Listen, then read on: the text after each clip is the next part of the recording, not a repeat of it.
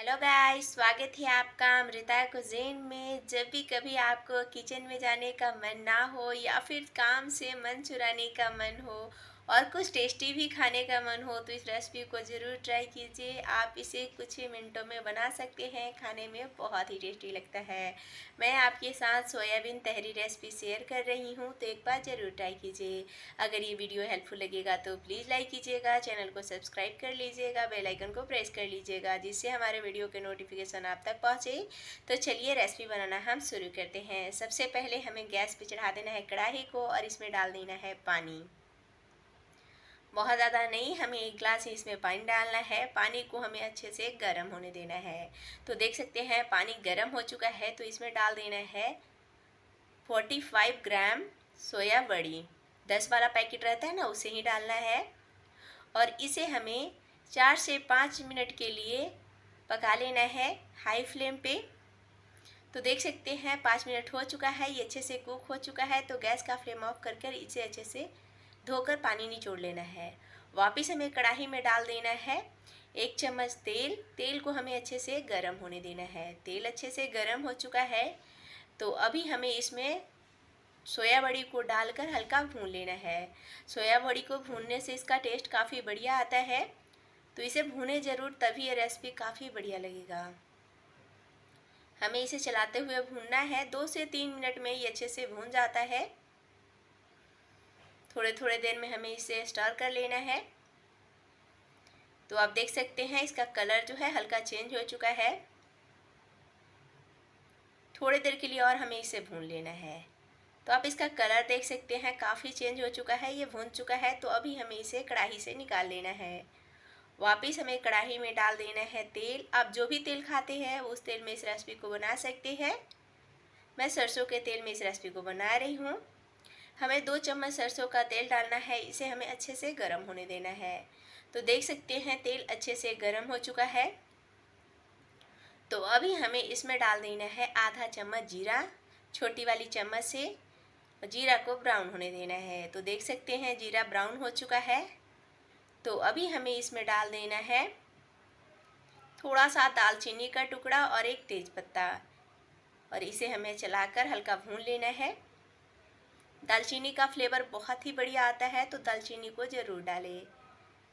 और अभी हमें डाल देना है एक बड़ा साइज़ का पतला पतला लंबा लंबा कटा हुआ प्याज, और इसे हमें चलाते हुए हल्का भून लेना है। गैस का फ्लेम लो टू मीडियम रखना है। तो देख सकते हैं प्याज हल्का भून चुका है।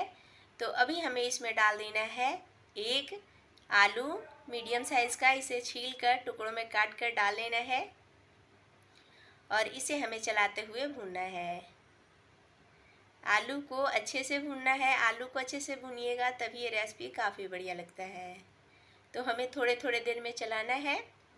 आप एक बार इस रेसिपी को ज़रूर बनाइएगा, काफ़ी झटपट बनता है, खाने में बहुत ही यमी, काफ़ी टेस्टी लगता है।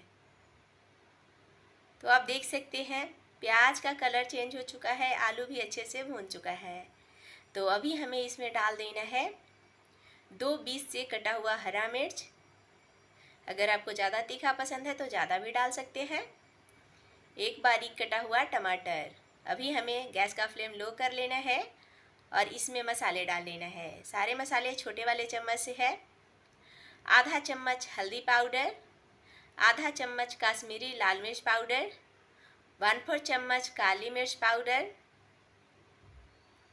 1/4 चम्मच जीरा पाउडर, 1 चम्मच धनिया पाउडर, और 1 चम्मच हमें डालना है छोला मसाला, चना मसाला या फिर बिरयानी मसाला।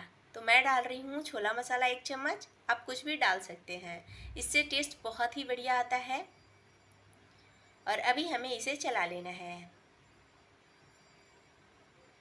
और अभी हमें इसमें डाल देना है बहुत ही थोड़ा सा पानी, 2 से 3 चम्मच जितना, जिससे मसाले जलेगा नहीं और अच्छे से भून जाएगा। बहुत ही कम मसाले में ये रेसिपी बनकर तैयार होता है। खाने में बहुत ही यमी लगता है, बहुत ज़्यादा मेहनत बिल्कुल नहीं करना पड़ता। आप इसे एक ही बर्तन में बना सकते हैं। तो हमें मसाले को ढक ढक कर 2 मिनट के लिए भूनना है। 2 मिनट में मसाले अच्छे से भून जाएगा। तो आप देख सकते हैं मसाले अच्छे से भून चुका है। तो अभी हमें इसमें डाल देना है जो भूनकर सोया बड़ी को रखे थे उसे। और अभी हमें इसमें डालना है धुले हुए चावल। चावल को मैं आधा घंटा पहले ही भिगो दी थी, 200 ग्राम चावल को। और उसके बाद हमें उसे अच्छे से धो लेना है। उसके बाद हमें इसमें डालना है। आप कोई भी चावल ले सकते हैं जो घर में रेगुलर यूज होता है वो चावल, या फिर बासमती राइस का भी आप यूज़ कर सकते हैं, या खीर वाला चावल का यूज़ कर सकते हैं। चावल को भिगोकर डालने से ये काफ़ी जल्दी कुक हो जाता है, तो आधा घंटा पहले आप इसे भिगो लीजिए। उसके बाद ही इसे हमें भूनने के लिए डालना है। सबसे पहले चावल को भिगो लेना है, उसके बाद सारी तैयारी हमें कर लेना है। तो इसे हमें चलाते हुए थोड़ी देर के लिए भूनना है। गैस का फ्लेम लो टू मीडियम कर लेना है और इसे हमें थोड़े थोड़े देर में चला लेना है। ये खाने में बहुत ही डिलीशियस लगता है। तो अभी हमें इसमें डाल देना है स्वाद अनुसार नमक। मैं 1 चम्मच नमक डाल रही हूँ, आप अपने स्वाद अनुसार डालें। और अभी हमें इसमें डाल देना है 1 चम्मच कूटी हुई लहसुन अदरक। मैं पहले डालना भूल गई थी तो अभी डाल रही हूँ, आप मसाले के साथ ही इसे डाल सकते हैं। और इसे हमें चलाते हुए थोड़ी देर के लिए और भून लेना है, जिससे लहसुन अदरक का जो कच्चापन का टेस्ट है वो ख़त्म हो जाए। तो देख सकते हैं ये अच्छे से भून चुका है। तो अभी हमें इसमें डाल देना है पानी। जिस कप या कटोरी से चावल लिए थे उसी से हमें इसमें पानी को डालना है। तो देख सकते हैं अभी मैं 1 कटोरी पानी डाली हूँ 1 कटोरी चावल में। अभी और हमें इसमें पानी डालना है। टोटल हमें इसमें 1.5 कटोरी पानी डालना है। इतने में ये चावल एकदम अच्छे से कुक हो जाएगा। और अभी हमें इसे चला लेना है। गैस का फ्लेम हमें लो कर लेना है। और अभी हमें इसमें डाल देना है 1 चम्मच घी। घी डालने से इसका टेस्ट बहुत ज़्यादा इन्हेंस होता है, बहुत ही टेस्टी लगता है। ढककर इसे 10 से 15 मिनट के लिए लो हीट पे कुक होने देना है। तो देख सकते हैं 15 मिनट बाद हमें कढ़ाई का ढक्कन हटाना है और इसमें डाल देना है थोड़ा सा बारीक कटा हुआ धनिया पत्ता और इसे हमें चला लेना है। देख सकते हैं एकदम खिला खिला बना है, बहुत ही बढ़िया बनता है, बहुत ही झटपट बन जाता है, खाने में बहुत ही टेस्टी लगता है। और अभी चलाने के बाद हमें ढककर कुछ देर और इसी तरीके से रहने देना है 5 मिनट के लिए। उसके बाद ही हमें इसे सर्व करना है। एकदम खिला खिला बहुत ही बढ़िया सोयाबीन तहरी बनकर तैयार है। बहुत ही यमी बना है, बहुत ही डिलीशियस बना है। तो एक बार इस रेसिपी को ज़रूर ट्राई कीजिए। तो अभी मैं इसे एक प्लेट में सर्व कर रही हूँ। आप देख सकते हैं एकदम खिला खिला, एकदम बहुत ही बढ़िया बना है। आप इसे पसंदीदा रायता के साथ सर्व करें।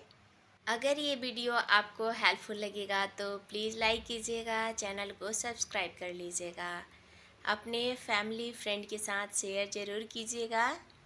कमेंट में ज़रूर बताइएगा ये रेसिपी आपको कैसा लगा, आपके फैमिली वालों को कैसा लगा। Thank you for watching.